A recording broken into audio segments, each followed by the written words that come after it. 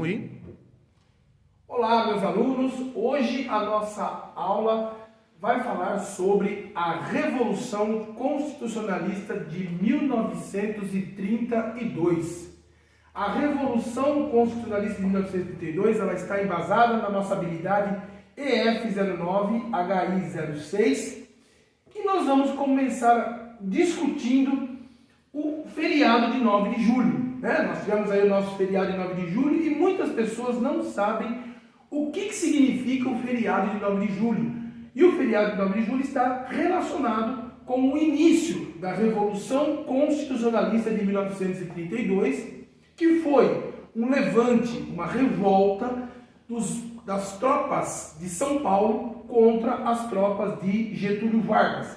Essa revolução ela durou 87 dias, ela termina no dia 2 de outubro de 1932 e ela teve aí um saldo de mais ou menos umas 2.200 pessoas mortas.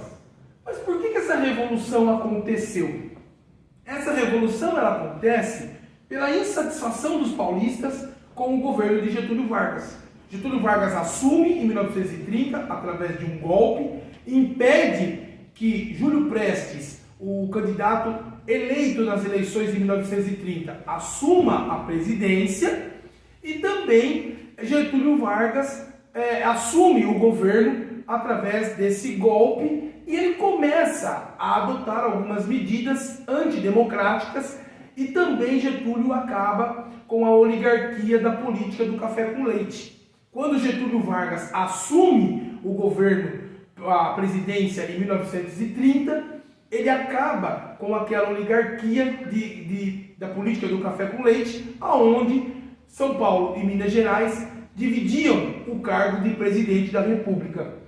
E as medidas de centralização políticas impostas por Getúlio Vargas revoltavam o estado de São Paulo, principalmente quando Getúlio instaura, tira o governo de São Paulo e coloca um interventor que não era paulista, e aí causa uma revolta na população de São Paulo.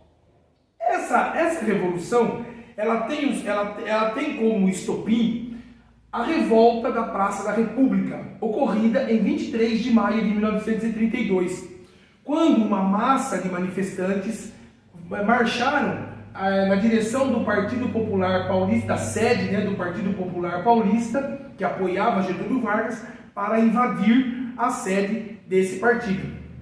De dentro da sede do partido foram disparados tiros contra a multidão, e esses tiros, eles matam 4 estudantes, que eram o Martins, o Miragaia, o Drauzio e o Camargo.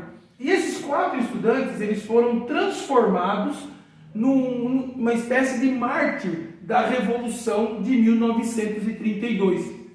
O nome completo deles era o auxiliar de escritório Euclides Miragaia, o fazendeiro Mário Martins de Almeida, o ajudante de farmácia Drauzio Marcondes de Souza, que na época tinha 14 anos de idade, e o comerciário Antônio Américo Camargo Andrade. E o nome desses manifestantes acabaram se tornando como mártir da Revolução de 1932, através da sigla MMDC. Esse acontecimento da Praça da República deu início, foi o estopim para que no dia 9 de julho de 1932 ocorresse a revolta contra o governo de Getúlio e São Paulo levantasse armas contra o governo de Getúlio Vargas. E essa luta, ela foi uma luta muito forte, muito pesada, aonde o estado de São Paulo lutou defendendo os seus ideais políticos, lutou defendendo aquilo que São Paulo acreditava que seria o melhor para o estado de São Paulo. E também lutou para que as medidas impostas por Getúlio Vargas fossem então revogadas e São Paulo voltasse a ter a sua vida própria, o seu governador e a sua vida política própria como tinha anteriormente. Então o objetivo da Revolução era derrubar Getúlio era derrubar o interventor colocado por Getúlio, o João de Almeida Lins de Barros, e também voltar a ter a sua vida política e a sua vida própria.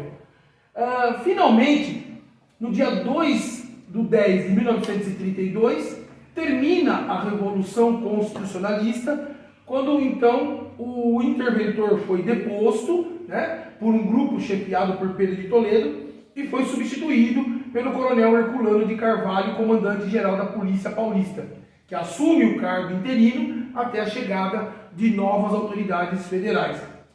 Com esse conflito, Getúlio Vargas nomeou como interventor o comandante da Polícia Militar, o general Valdomiro de Lima, que ele assume o cargo de interventor dentro do estado de São Paulo. Podemos dizer que a Revolução de 32 ela foi uma revolução em que São Paulo perdeu a batalha, perdeu a guerra, mas, porém, São Paulo saiu vitorioso. E por que ele sai vitorioso? Porque logo após, em 1934, Getúlio Vargas promulga uma nova Constituição, e nessa Constituição de 1934, ele atende a todos os ideais lançados pelo governo paulista, né? Aqueles ideais que o governo paulista desejava ter dentro da esfera política. Então, São Paulo perde a guerra militarmente, mas ganha a guerra dentro do quadro político. Aqui eu deixo para vocês as nossas referências bibliográficas, que foi a montagem da nossa aula, e me despeço de vocês deixando essa imagem da Revolução de 32.